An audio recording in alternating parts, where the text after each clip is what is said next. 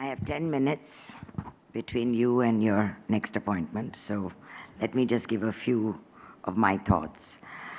So I think that, when Nupur was starting WinPE, we need to go back to what the agenda is, and let me just give you the 3 E's that she has put out there. One is to engage with firms in the same ecosystem. One is to empower the women with mentoring, training, networking. And one is to enhance participation, to make it attractive for women to enter this space.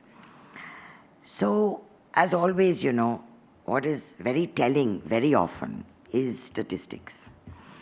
And if we see where we are today, less than 10% of women occupy senior positions in private equity globally, right?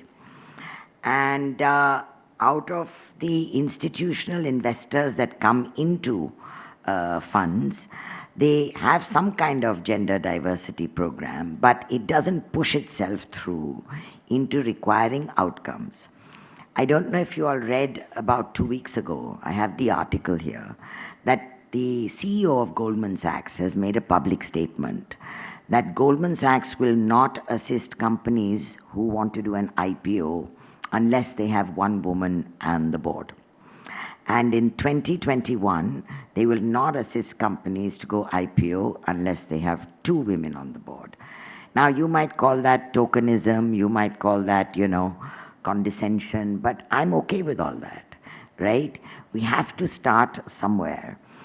In the debate when, should it have been made mandatory for women to be directors and should it have been a meritocracy, I voted in favor of mandatory, because unless you start, it never goes anywhere. And baby steps, one step at a time, and soon, it's like in the panchayat system, you have reservation for women. And the criticism always is that this is so farcical because behind the women are standing their men. And my response to that is, no problem. 10 years from now, let's see if they're standing behind them, right? So unless you can start the empowerment journey, it becomes very difficult to say that in 10 years something will be achieved. We have to start now. The next thing is the stats show that clearly, if you have gender balanced teams in private equity, the IFC report, which you must read, shows that there is a tendency to have a higher IRR by about, 20%. That is also a good number. If you look at the strategy that GPs have in terms of diversity, it is less than 10%. If you look at the portfolio companies that GPs invest in, 70% of them are all male leaders. Only 20% of the target companies have a gender-balanced leadership, right? So what are the real challenges? I think today's session has articulated them, but let me in half a second articulate them again.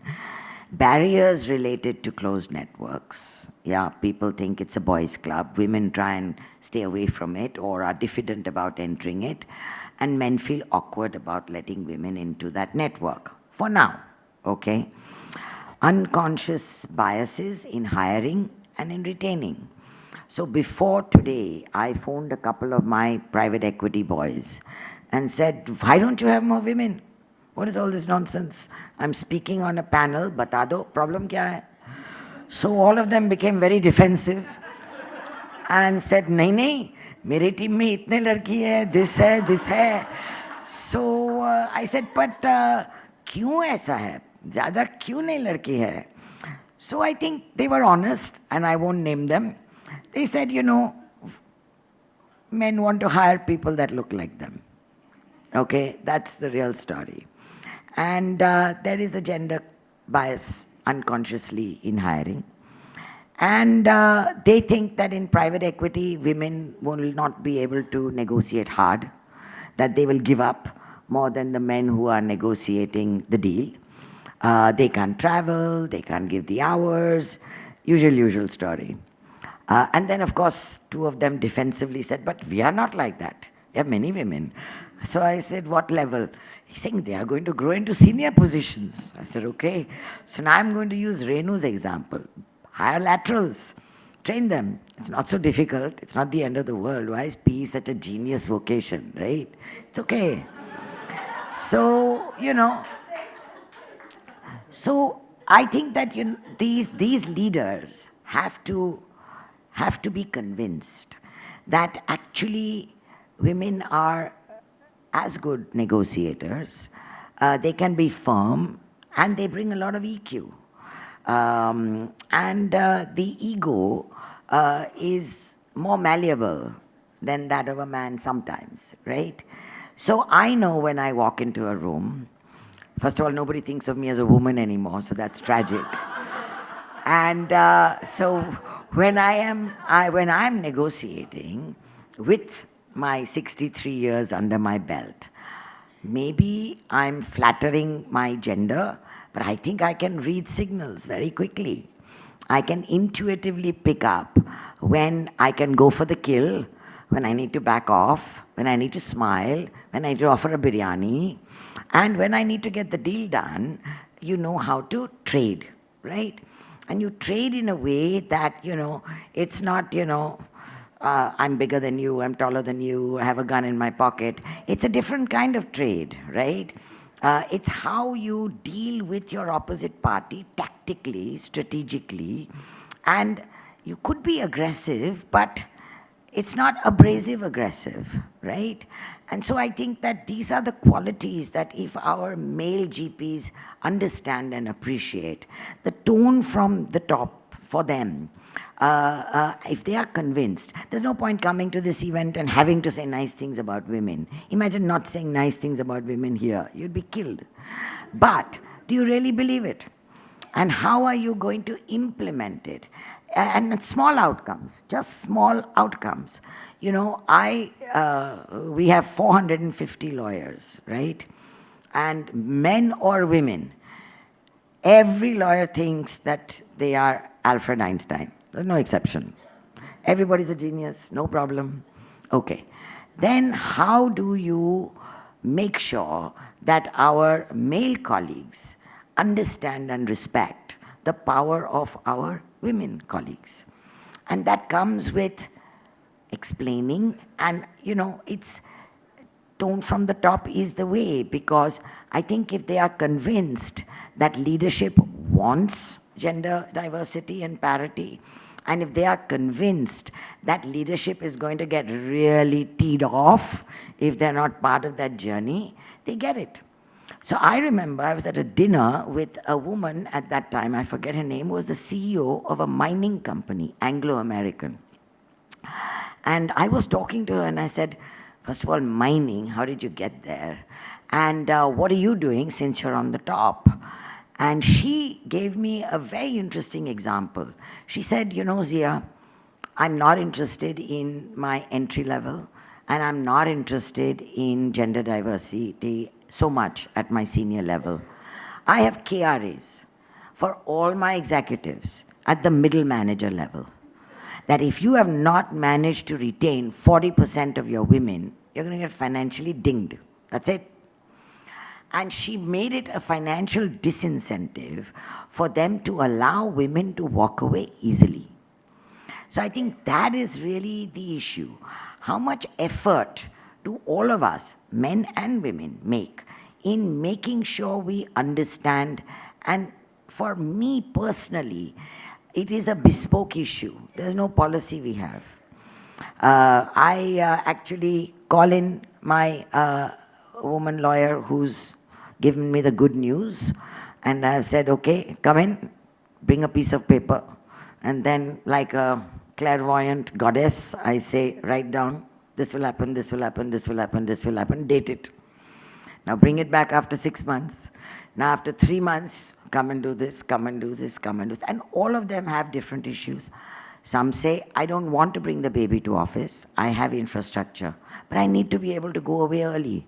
I need to be able to go away in emergencies. What happens if I'm working with a partner and there's a deadline and there's a deal? So simple, double up. Add one more person, don't charge the client. It's okay. just give them safe harbor, right? Call the partner in, woman or man, and say, hey, she needs some latitude. Don't screw her mind up. Don't allow her to get anxious and blood pressure because I've given you an extra resource. So simple solutions which are so practical and which are so doable is what we need to look for. Then I call in the young women who have had children who are 1 year old, 2 year old. So Pallavi, who is not here now, just had a baby 3 months ago. I was telling her, stay home longer. What's the problem? You've got 6 months of a joyride. She says, nahi, I want to come back to work. So I said, okay, now what do you need from me? So we sat, we decided, we discussed, we ticked the box, she's back. And it wasn't a big deal. It was no big deal. And what is she telling the other women at AZB? It's a great place for us as mothers. Don't worry. This is the place you need to be loyal to because it is loyal to you. Talent. What do they say, right? There was a war for talent and talent won. So what choice do you have? And in private equity, isn't it all about talent? You get good people, you get good deals, you get good entries, you get good exits, and you get your pipeline of people going, and you swirl. You lose people, you become a shrunk pyramid, you have less capability to perform. So I look at it very practically. I don't think the world or private equity can necessarily do without good women for long. And those who lose women, believe me, I am looking in other law firms for women who have had babies who are going to run away from their environment. It's true. And my women are our ambassadors because they have come back, they have achieved, they've stayed. We had an associate who was having a baby and she was saying, oh, what will happen to my partnership? I said, what will happen to your partnership? She's saying, now what will happen? I said, I don't know, you decide what needs to happen. She became partner. She's fantastic. So these celebrations, actually proclamations is also very important for private equity. Celebrate what you've achieved. Don't be shy.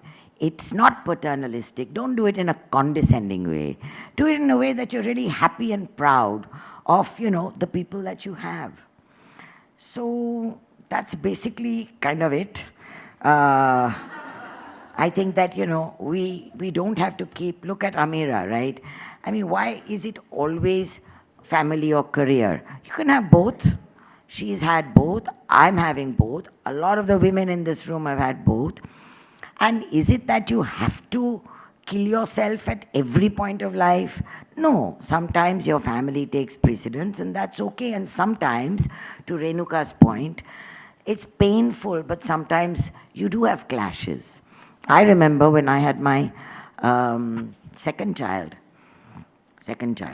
and I had a case which was coming up, very important for the client, and he came to the hospital, and he's saying, "Parso matter hai." I said, "Kya bol rahe ho tum?